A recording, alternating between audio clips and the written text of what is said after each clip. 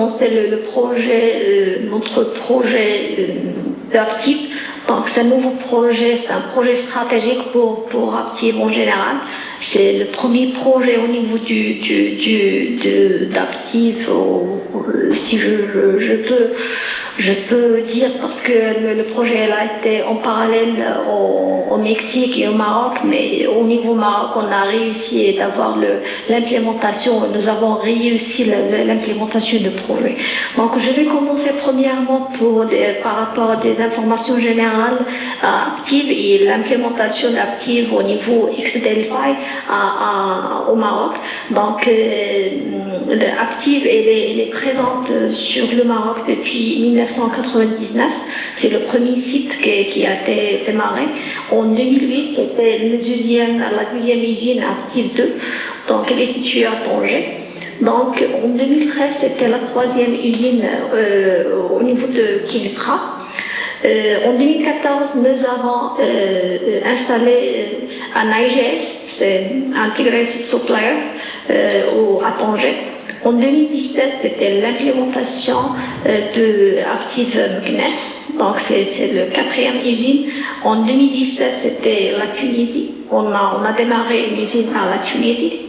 En 2018, nous avons eu le démarrage d'une autre section d'Active. C'est notre division, c'est Connections, c'est Active Connection System. C'est pas les mails, c'est pas les hands, c'est pas les câblages.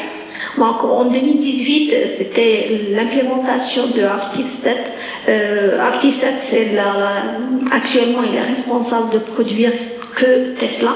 Donc, il produit que les produits pour Tesla. Donc, en 2019, nous avons eu l'extension de Maroc One, de M1, vers une satellite où nous avons situé actuellement. En 2020, c'était le démarrage de Development Center où nous avons le développement des nouveaux projets. Elle est située à Tanger. Donc en 2020-2021, c'était notre projet. C'était l'implémentation de Hub où nous avons eu l'occasion de travailler sur projet depuis fin 2020. Donc c'est un projet, c'était une idée. Donc, il est concrétisé par un projet stratégique pour Active. Donc, et dernièrement, en 2022, c'était l'implémentation de Active Bouffta. Donc, elle est en plein de démarrage actuellement. Donc, si je peux donner des informations générales par rapport à notre hub, c'est un hub, il est situé à Tanger Med. Donc, il est plus ou moins loin de Tanger, entre 50 et 60 km sur location. Donc, il est avec une superficie de 10 000 m². Donc, pour les projets qu'on est en train de gérer, nous avons GLR, Ford, Stellantis, Volvo, Renault et Volkswagen. D'accord?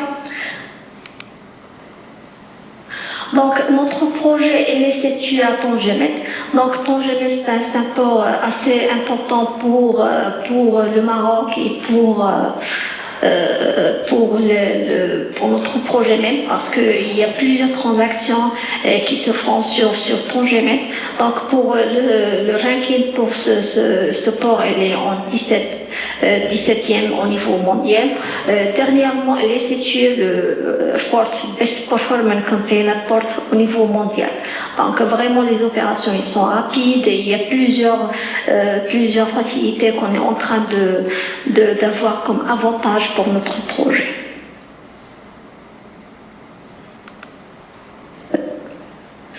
Donc, pour moi, c'est Haït Bouhel. Donc, depuis novembre 2021, je suis nommée comme Hub Manager Active.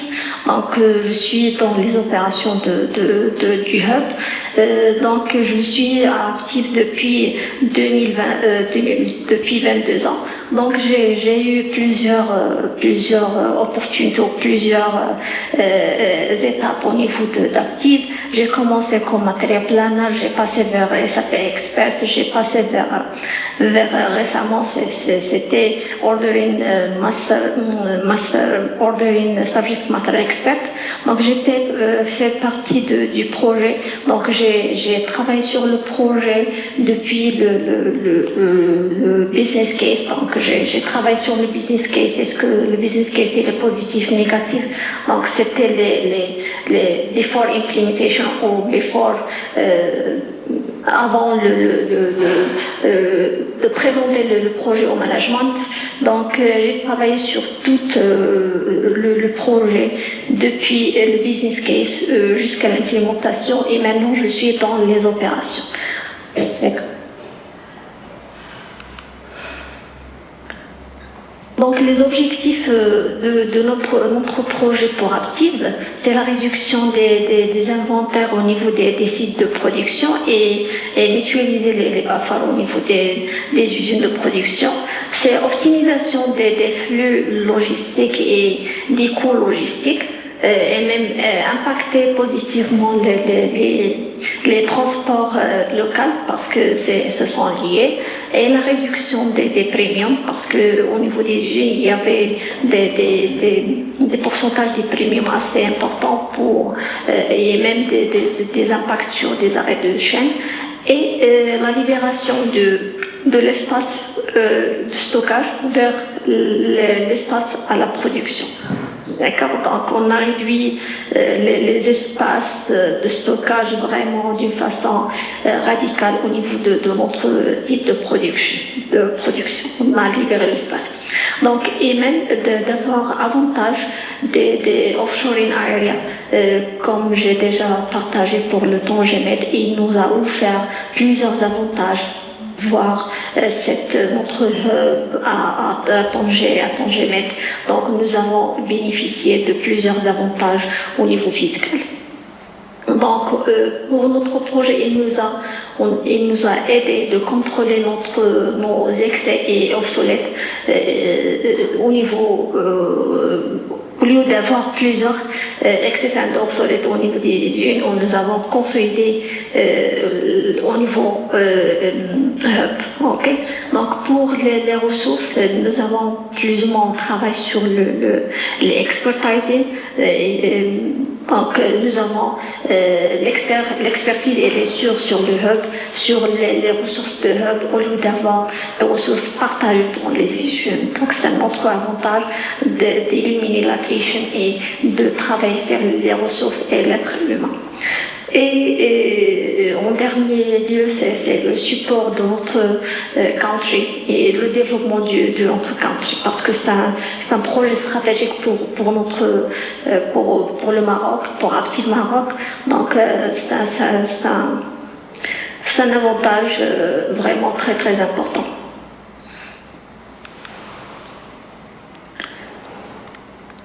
Donc ici, on voit le process avant le hub et après avec l'implémentation de hub.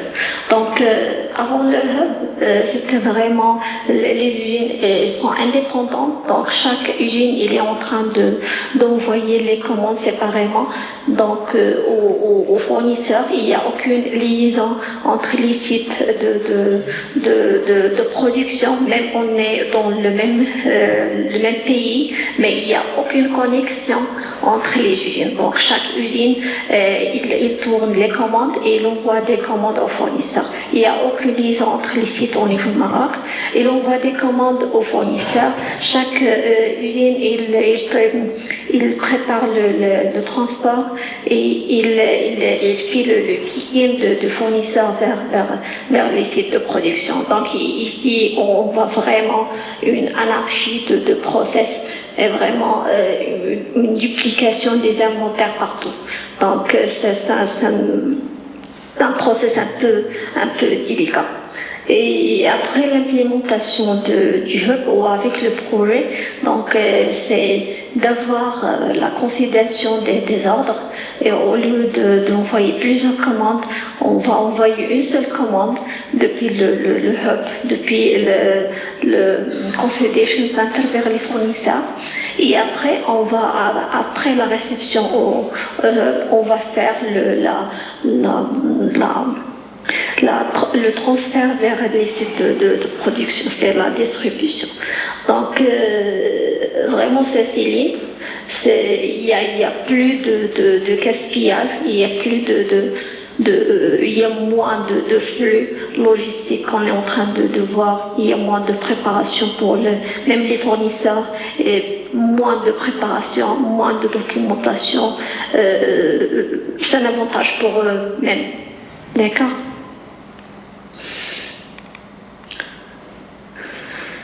Donc pour les flux qu'on est en train de gérer, nous avons actuellement 6 centres de consolidation. On est en train de recevoir plus ou moins 21 camions par semaine. Nous avons plus ou moins 250 fournisseurs qu'on est en train de gérer à travers 29 pays au niveau mondial. Nous avons actuellement 6100 partenaires actifs et on est en train de réceptionner plus ou moins 4000 box par jour. Pour les deliveries ou les destinations de distribution, on est en train de distribuer vers les 6 usines de production avec 17 shipments par jour. Donc chaque jour, on est en train d'envoyer des commandes vers les sites de production. Donc avec une préparation de 1000 partenaires, 1000 articles par jour, avec 4000 plus ou moins box par jour.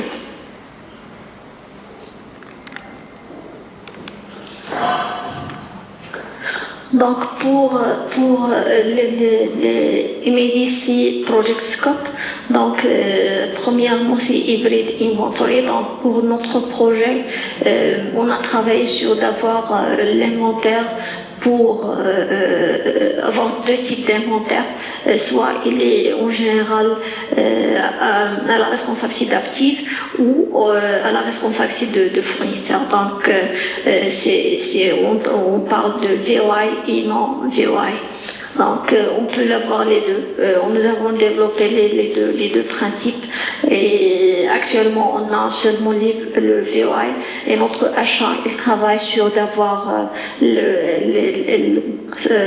nous avons le non VOI et notre achat ils sont en train de travailler sur les VOI suppliers. Donc deuxièmement, nous avons la consolidation des planning ordering. Donc le principe du projet est d'avoir une consolidation des capabilities au niveau de hub, d'avoir les capabilities au niveau du hub pour avoir seulement le hub qui fait le ordering pour actif. Et c'est actif qui est responsable.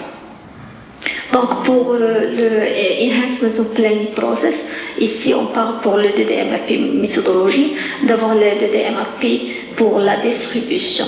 Pour la distribution, donc 3PL, notre 3PL doit avoir la possibilité de faire la distribution par rapport au DDMRP qu'on a implémenté.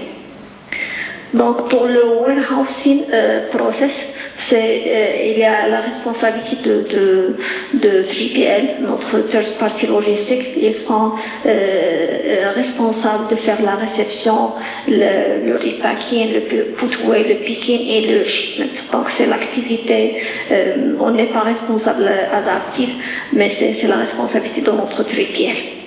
Donc ici, pour le supply relationship, nous avons éliminé les usines de production d'avoir une relation avec les fournisseurs et nous avons transmis toutes les relations entre les usines de production vers le Consolidation Center qui est en relation avec les fournisseurs à travers le EDI. Donc, même pour financièrement, on parle qu'on a consolidé tous les rapports et tout ce qui est flux financier, c'est à travers le hub. D'accord? Donc, ici, c'est le MDC Project Scope. Donc, pour on commence par rapport au customer. Donc, notre site de production, ils ont une relation directe avec les clients, leurs clients. Donc, chaque usine de production, il a la relation avec le client. Il reçoit des clients, il reçoit des commandes. Et dès qu'ils reçoivent les commandes, ils font le planning. Et après, on reçoit pour nous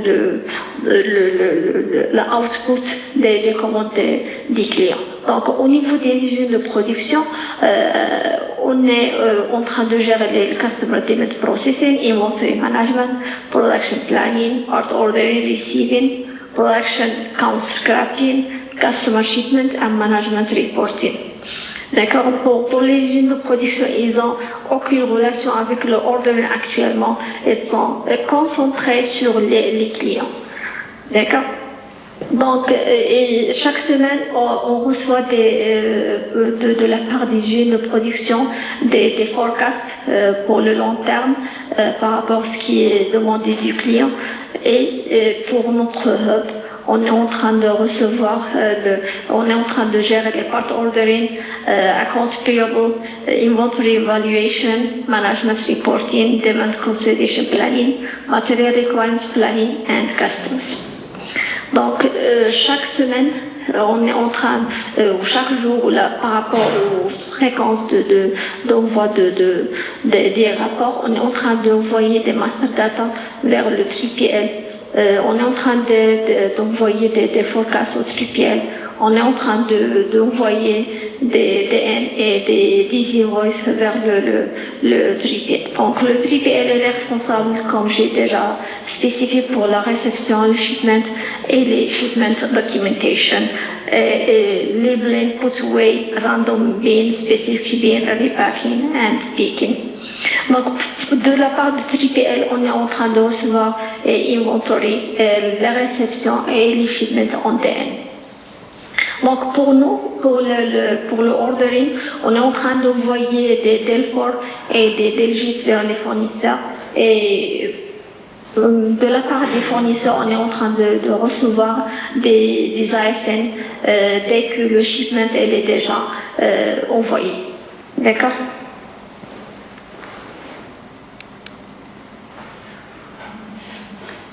Donc ici, c'est un autre process qui est en train de définir comment on est organisé. Donc pour la MA77, c'est notre hub. Elle est située sur le compagnie code 6100. Donc pour le process, on a deux process pour les usines de production. Il y a le process sell and buy et le stock transfer.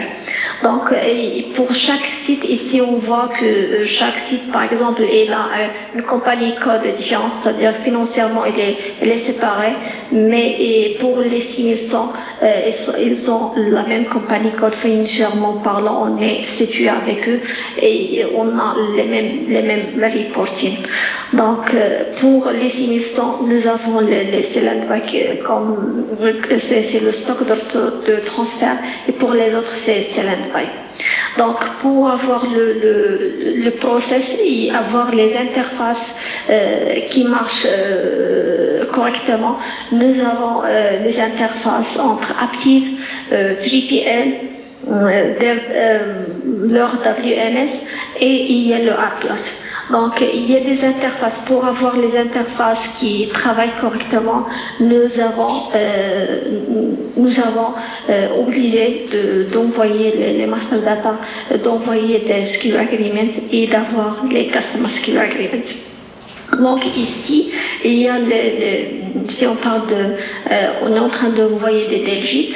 On aime voir, pour avoir les GLGs, on a besoin des Plant Skill Agreements ou bien les Transfer Skill Agreements.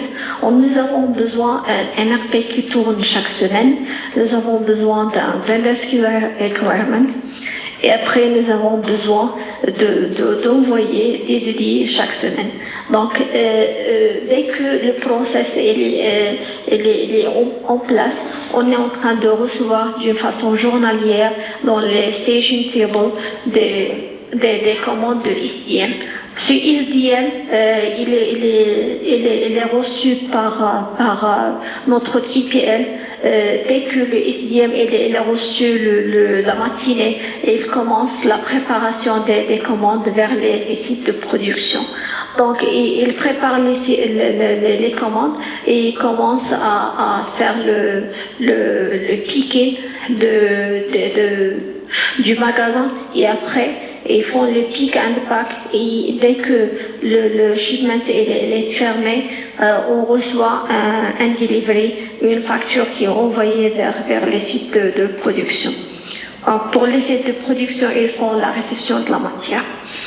Donc ici, donc c'est ça comment ils travaillent le système. Il y a des interfaces entre les trois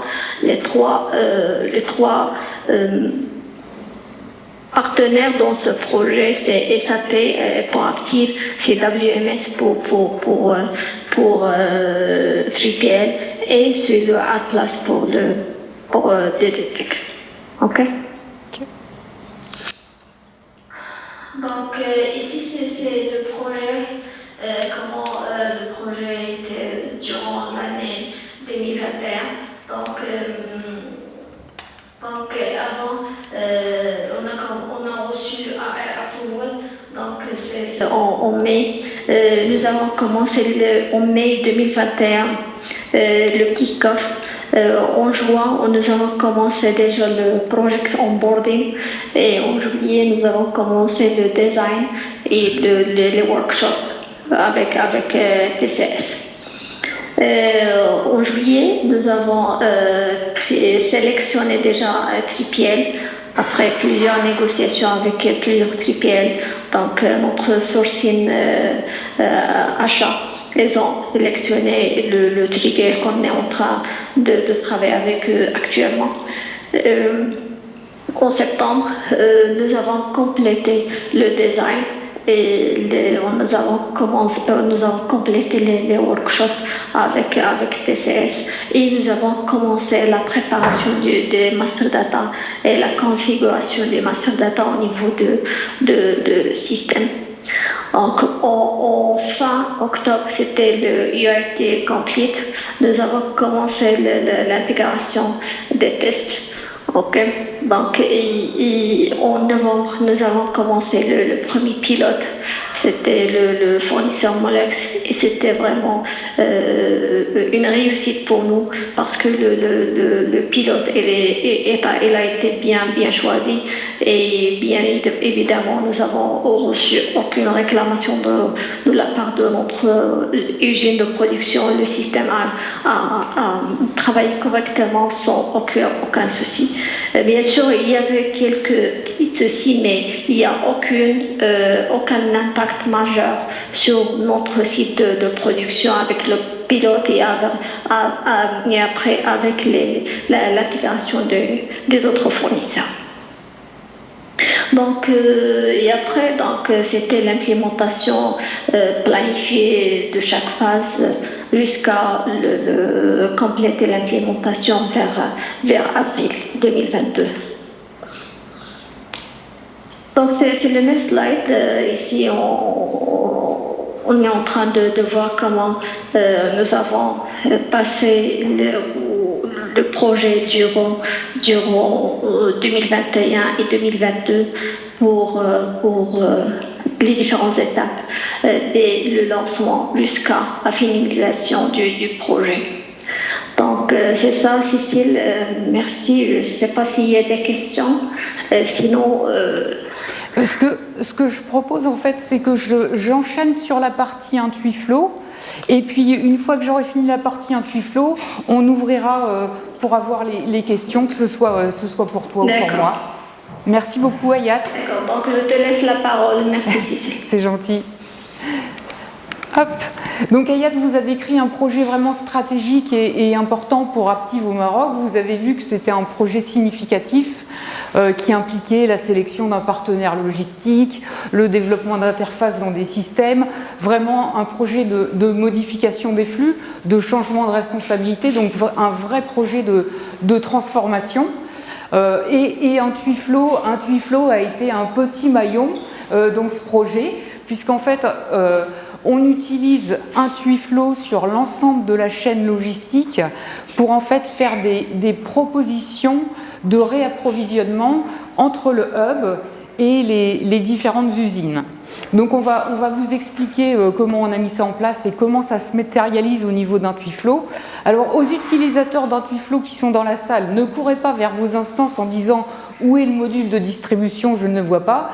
Comme c'est un module optionnel, par défaut, il ne fait pas partie de vos instances, on l'active quand il y a des besoins personnalisés et on regarde ça ensemble.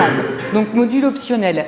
Après, il y a un point important à savoir également, c'est que quand on démarre avec le module de distribution d'un IntuiFlow, on a la possibilité en fait de mettre en place deux types de modèles. Donc il faut bien sélectionner en fonction de ces flux et du principe le type de modèle qu'on veut mettre en place. Typiquement, le modèle Aptiv, c'est ce qu'on appelle en français un réseau en étoile, en anglais hub and spoke. Ça sous-entend qu'en fait, j'ai un magasin principal, un centre de distribution qui est représenté ici comme sourcing unit, avec des buffers de stock, et que la fonction de ce magasin, c'est potentiellement de rapprovisionner des magasins secondaires avec également des buffers de stock. Donc c'est typiquement ce qu'on voit à l'écran, le modèle Aptiv. J'ai du stock dans les usines, j'ai du stock sur mon hub. On a la possibilité, en fonction des besoins, de mettre en place un deuxième modèle qu'on appelle expédition directe. Là, c'est un cas un peu particulier, typiquement un exemple qui a du sens. Une usine de production qui n'a pas de capacité de stockage de produits finis, une fois qu'elle a terminé ses productions, l'ensemble du stock serait expédié vers le réseau de distribution par exemple, et donc j'aurais pas du tout de buffer de stock de produits finis au niveau de sourcing unit, et j'en aurais sur le réseau satellite. On verra ça par la suite. On utilise en fait ce qu'on appelle la méthode de priorité relative pour répartir le stock, pour réapprovisionner depuis le hub vers les usines dans notre cas. Donc une logique claire au niveau IntuiFlow sur la manière dont on priorise, notamment quand on n'a pas assez de stock pour satisfaire l'ensemble des besoins. Donc voilà pour la partie module de distribution. Donc pour les gens qui ont l'habitude d'utiliser IntuiFlow en tant qu'utilisateur, d'administrateur, à partir du moment où les interfaces entre l'ERP et IntuiFlow sont en place, c'est extrêmement facile de mettre en place, d'activer un réseau de distribution. En fait, ça ne nécessite pas plus d'interfaces ou de données que celles qui figurent déjà quand vous utilisez la planification. Donc pas d'interface supplémentaire. Par contre, il y a deux choses qui sont requises pour qu'on fonctionne de manière optimale avec le module de distribution. Dans l'administration de l'instance, il y a certains paramètres qui sont à définir au niveau justement de notre site source, le hub. Donc on a une définition de paramètres à faire au niveau du site, notamment le premier que je vous ai mis en exemple sur la droite, c'est paramétrer le modèle. Est-ce que je veux fonctionner en expédition directe ou est-ce que je veux fonctionner en mode hub? Donc plus quelques autres réglages qu'on peut mettre en place. Donc un réglage au niveau administration de l'instance, et le deuxième, et après ça doit marcher, au niveau de la fiche article. Donc là je suis sur la fiche article d'un site de production, d'une usine, qu'on voit en haut à gauche qui est MA60. Dans mon fichier article ou dans ma fiche article, j'ai un champ particulier qui est utilisé dans le module de distribution qui s'appelle en français site d'origine, en anglais source location, qu'on voit ici, et qui doit être renseigné avec le site qui est justement le site d'origine. Donc c'est un champ qui est existant, qui est habituellement non rempli quand vous travaillez juste avec la planification, que là il faut venir populer pour que le module de distribution puisse fonctionner correctement. Et après, bon, toutes les données viennent de SAP, à l'exception, comme quand vous avez l'habitude de travailler au niveau planif, du profil de buffer, du type de consommation qu'on veut mettre en place et l'order cycle. Donc voilà pour le paramétrage du module de distribution. Une fois que le paramétrage est fait, je vous ai mis un exemple en fait de comment on peut visualiser les données du module de distribution directement dans l'écran de planification. Historiquement, on a dans Intuiflow un module vraiment spécifique distribution, mais maintenant avec l'ensemble des améliorations qui ont été effectuées, on peut tout à fait visualiser directement le résultat du module de distribution dans l'écran de planification. Moi, je ne me sers plus jamais de l'ancienne option, j'en ai plus besoin. Donc ça signifie qu'on a des champs particuliers dans l'écran de planification qui ne sont pas habituellement utilisés, qui sont spécifiques, dédiés pour le module de distribution. Vous voyez ici donc le fameux site d'origine qui indiquait le hub. On a aussi des champs complémentaires qui sont quelle est la quantité que je devrais déployer, expédier entre mon hub et les usines de fabrication. Et est-ce que j'ai une quantité manquante? Donc est-ce que sous-entendu, sur mon hub, je n'ai pas en disponible la totalité pour satisfaire l'ensemble de mes usines? Donc des champs qui permettent de comprendre ce que fait le module de distribution. Et ici, au niveau visuel, vous voyez qu'en fait, les articles qui sont liés pour être réapprovisionnés par le hub, ils sont flagués, je ne sais pas si vous le voyez bien, par un petit icône camion. Et on voit ici celui qui n'en a pas, en fait, c'est l'article au niveau de la plateforme, au niveau du hub. Quand il y a le petit camion, ça veut dire que le déploiement va être fait automatiquement. C'est-à-dire que la quantité qui est là va être automatique. Mais on peut cliquer sur le petit camion et prendre la main pour modifier les quantités. Absolument. Donc, quand on a ce module de distribution qui est activé au niveau d'Intuiflow, ici, vous voyez, je suis dans l'écran de planification au niveau des différents tabs qui sont visibles. Et quand le module est activé et que vous avez certains articles qui sont correctement paramétrés, on voit ici, on a un tab qui est relatif au module de distribution. Et cet écran, il va permettre de visualiser sur la partie haute les données qui sont relatives au hub. Donc, et on va calculer ici, pour le hub, quelle est la quantité totale à déployer pour les usines. On voit ici l'ensemble des usines qui sont réapprovisionnées pour cet article par le hub. On voit le flux disponible, photo de la situation avant, les propositions qui sont faites par le module de distribution pour approvisionner et la photo après. Et c'est ce qu'on voit également. Vous voyez une petite barre noire ici qui indique en fait le chemin avant et ce qu'on a fait en termes de déploiement. Donc c'est là où on applique cette méthode de priorité relative. Priorité relative, ça veut dire qu'en fait on va commencer en fonction du disponible à déployer par s'attaquer notamment au flux disponible qui est dans la zone rouge si j'en ai. On essaye de remonter l'article au haut de la zone rouge. Après on le remonte si nécessaire aux articles qui sont au même niveau dans la zone jaune. Si possible, on remonte tout le monde au même niveau de la zone jaune et ainsi de suite. Donc voilà, outil de visualisation de ce qui a été fait. Si jamais il y a des manquants, je vais vous montrer un deuxième exemple. Là, on est dans un cas de figure idéal. La quantité à déployer disponible sur le hub permet de réapprovisionner l'ensemble des sites. Donc là, tout le monde est dans le vert au moins dans le vert à la fin de la journée. Donc tout le monde sera content, il n'y aura pas de discussion. On a d'autres cas de figure. J'ai pris un exemple ici où j'avais pas de disponible à déployer sur le hub. J'avais pourtant un site de production qui a un besoin critique. Donc là, j'ai pas pu déployer. J'aurais pu aussi avoir un peu à déployer, mais pas suffisamment pour satisfaire l'ensemble des besoins. Et si on a un peu à déployer, mais pas suffisamment pour l'ensemble des besoins, on va faire une répartition équitable. Par couleur. De la santé des affaires. Par couleur d'abord, par pourcentage à l'intérieur du même. Au moins la règle est claire, même si en appliquant une règle claire, on peut toujours avoir des discussions en disant mais non, c'est moi qui aurais dû avoir le stock disponible. Dans ce cas-là, si tu n'as pas la quantité de dispo dans ton hub, oui. Que tu as 3 sites à réapprovisionner, il y en a 2 qui ont des besoins et un qui a du stock.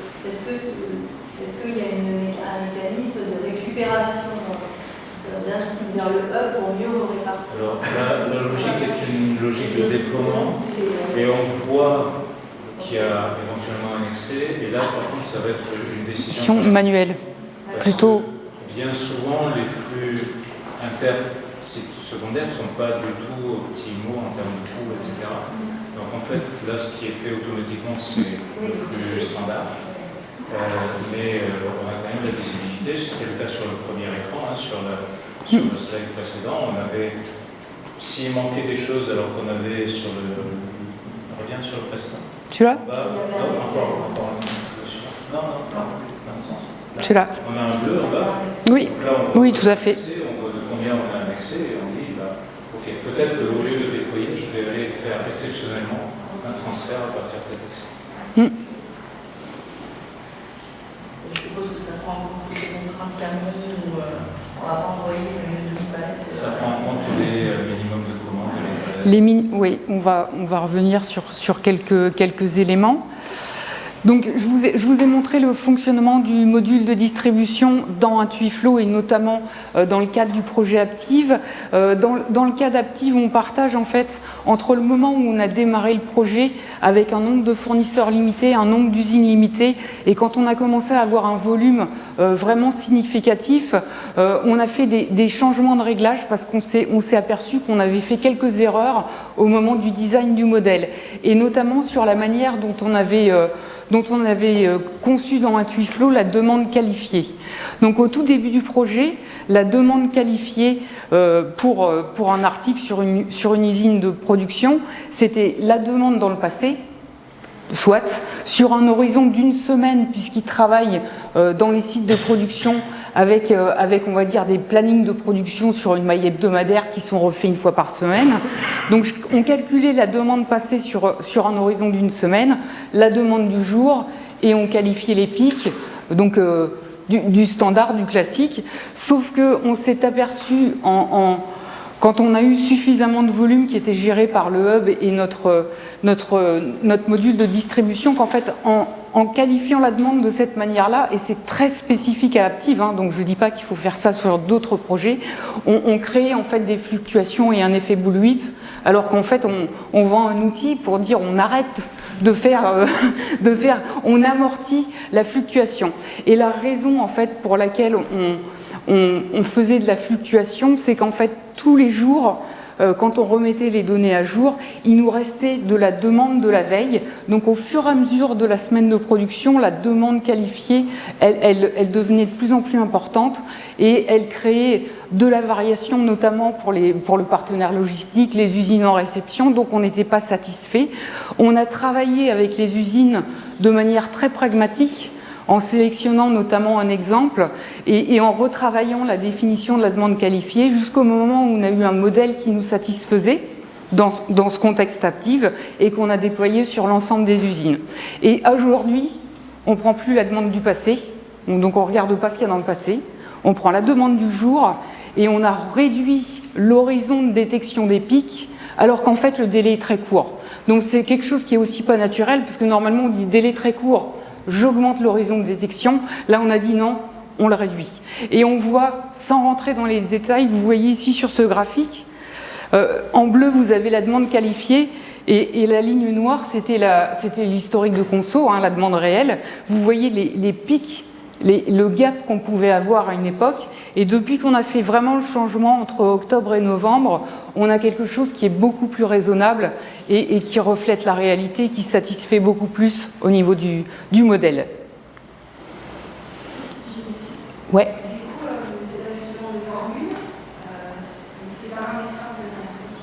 Alors, il y a plein de choses paramétrables dans l'oubli ou dans SAP.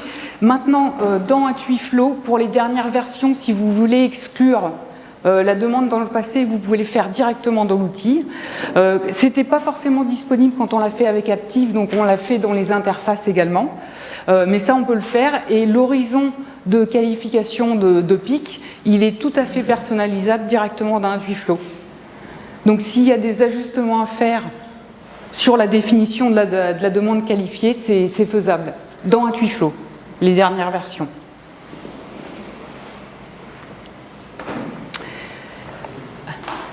Juste quelques petits challenges qu'on a rencontrés sur le projet Aptiv. On avait quelques contraintes au niveau du module de distribution. Donc quand je vous ai montré tout à l'heure ce modèle en étoile, je vous ai dit c'est l'équivalent d'avoir un buffer sur le hub et des buffers sur les sites de destination. Avant les dernières versions Intuiflow, si les articles n'avaient pas de buffer sur le site de destination, malheureusement le module de distribution ne proposait pas de réapprovisionner, quand bien même il y avait des besoins. Ce qu'on a trouvé pas logique pour couvrir l'ensemble des besoins de nos clients. Donc dans les dernières versions, ça a été corrigé. Et maintenant qu'on est positionné ou pas un profil de buffer sur un site de destination, à partir du moment où mon équation de flux elle dit j'ai un besoin, je déploie si l'article est paramétré. Donc ça, c'est une bonne chose, on s'inquiète moins de l'intégrité de données, surtout quand il y a plus de 5000 articles qui sont dans le scope du projet. Un autre challenge, c'est qu'en fait, je vous ai dit, on utilise Intuiflow et le module de distribution uniquement entre le hub et les sites de destination. Donc ça veut dire que moi, j'ai zéro visibilité sur les commandes qui sont passées entre les fournisseurs et le hub. Donc, mais ça faisait partie des discussions qu'on a eues avec Aptiv au démarrage du projet. Il y avait plusieurs scénarios envisageables. Ils ont choisi d'utiliser uniquement le modèle de distri entre le hub et les usines, et le hub est toujours géré depuis SAP. Mais ça fonctionne aussi. Et puis, un autre challenge qu'on a eu, on a eu une équipe en fait qui, avant son projet de mise en place de modèles de distribution, n'était pas utilisatrice au quotidien d'Intuiflow. Et comme on utilise uniquement dans le cadre de ce projet le modèle de distribution, c'était une équipe qui n'a pas forcément eu la chance d'avoir une vraie formation des DMRP, comment ça fonctionne l'écran de planification, etc. Donc il a fallu quand même qu'on échange beaucoup sur le fonctionnement pour gagner de la confiance de part et d'autre sur comment ça marche et pourquoi ça fait ce type de proposition ou pas. Voilà, mais ça faisait partie du projet. J'en profite, là c'est pareil, ça fait partie du modèle Aptiv, clairement. Là où ils ont pris une décision claire d'emblée quand ils ont démarré le projet, ils ont dit il faut qu'on fasse attention à nos minimums de commandes. Et c'est super important, ils ont dit c'est mon hub, c'est uniquement mon hub qui doit supporter mes contraintes fournisseurs. Donc quand j'ai des grosses quantités minimales de commandes avec des fournisseurs, c'est mon hub qui achète avec ces quantités. Par contre, dès que je vais passer dans la partie réapprovisionnement des usines, eh bien dans ce cas-là, je vais pouvoir revoir les conditionnements autorisés. Donc vous le voyez sur un exemple. Ici, mon hub, il a une grosse quantité en minimum de commandes. Par contre, quand mon hub, lui, il expédie sur mes usines, j'ai réduit à un carton, plusieurs cartons, et ça permet d'optimiser le stock sur les sites de production. Voilà. Au niveau Intuiflow, les prochaines étapes pour ce projet Aptiv, on se pose certaines questions. Donc tous les matins, en automatique, on a toutes les propositions du module de distribution qui partent de Intuiflow vers SAP et le partenaire logistique. Donc c'est un bon 1000 lignes par jour qui partent en automatique. Par contre, c'est bien entendu, on a une équipe sur place qui nous dit ça marche bien les propositions, mais moi j'ai une exception parce que j'avais une erreur d'inventaire, j'ai un besoin supplémentaire. J'ai un express qui est arrivé au hub et que je voudrais faire partie tout de suite sur les usines. Et pour le moment, on n'a pas trouvé encore dans SAP de solution correcte pour pouvoir gérer les ordres manuels d'exception. Donc on est en train de regarder pour soit développer une solution dans SAP, soit pouvoir gérer ces ordres exceptionnels en complément du module de distribution dans un Twiflow. Donc un axe de travail sur les commandes autres qui ne sont pas automatiques. Avancer le timing des interfaces, parce qu'aujourd'hui on a atteint un volume tel qu'on voudrait pour le partenaire logistique qui reçoive les propositions plus tôt. On a toute une partie, on a discuté Power BI ce matin, donc on a toute une partie, il faudra qu'on transitionne vers Power BI les rapports existants. Et puis il y a quelques semaines de ça, quelques mois maintenant, on a introduit une nouvelle usine dans le réseau de distribution. Elle est correctement paramétrée, mais il faut qu'on la gère correctement. Et juste là pour terminer, je vous ai mis en exemple, je vous ai mis notamment là 2 exemples de codes qui sont plutôt des high runners. Hein, on voit que c'est des consommations régulières. Vous voyez 6 jours par semaine normalement, hein. On travaille 6 jours par semaine au Maroc, on voit des consommations sur cet article et vous voyez qu'au niveau du stock et du flux disponible, ça c'est un article, il est réapprovisionné quasiment tous les jours entre le hub, cette usine ou les usines. Et on a bien entendu des articles qui tournent moins ou des articles qui tournent, mais comme vous le voyez ici, il y en a certains, même si on a bien réajusté les minimums de commandes entre le hub et les usines. Ici, on a une zone verte qui fait qu'on réapprovisionne de manière beaucoup moins fréquente. Je vous ai mis, je vous ai mis rapidement ici des résultats qui sortent d'un Twiflow qui sont peut-être pas alignés avec ce que Hayat a dans SAP, mais vous voyez une évolution en fait qui est quand même relativement positive, qui va dans le bon sens, du nombre de jours d'inventaire. Ici, on est au niveau des usines, qui diminue au fur et à mesure du temps par rapport à un target, au fur et à mesure du déploiement et du nombre d'articles gérés sur le centre de distribution. C'est calculé par rapport à la quantité, hein. Valeur, voilà. Et je vous ai résumé ici les avantages du module de distribution et je pense qu'on a répondu en partie en fait aux besoins actifs sur le projet. Voilà.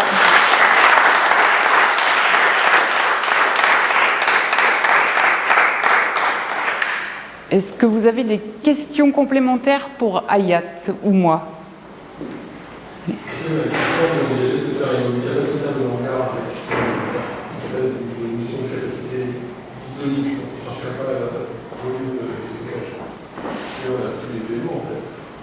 On ne l'a pas fait sur ce périmètre, je crois pas.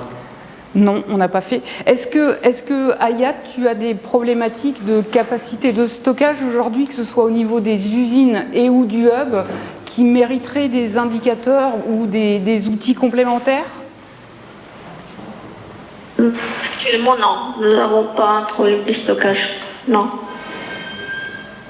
Donc pas de On est clean actuellement. Ouais. Non, pas de problème. Les données sont disponibles pour le faire. Moyennant d'avoir une conversion en nombre de palais, etc. Une question complémentaire, Hayat.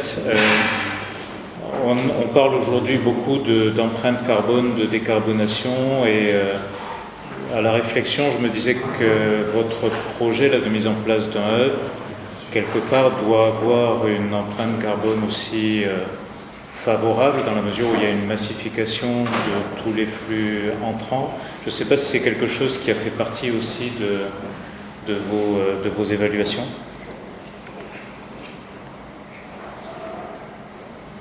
Carbone, sincèrement, j'ai pas bien cité l'impact.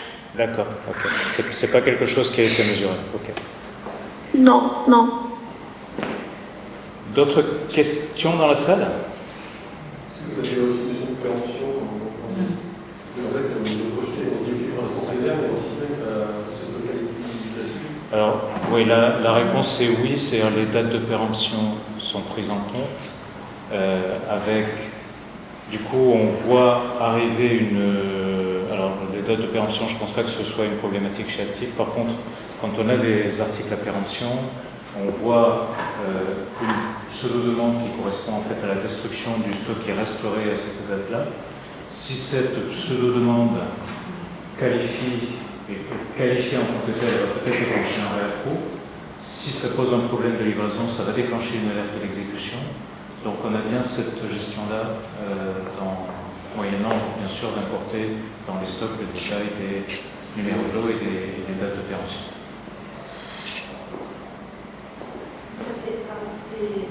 C'est lié au module de distribution? Non. Non. C'est du intufo, ça n'était pas dans Replenishment Plus. Est-ce qu'il y a d'autres questions pour Hayat?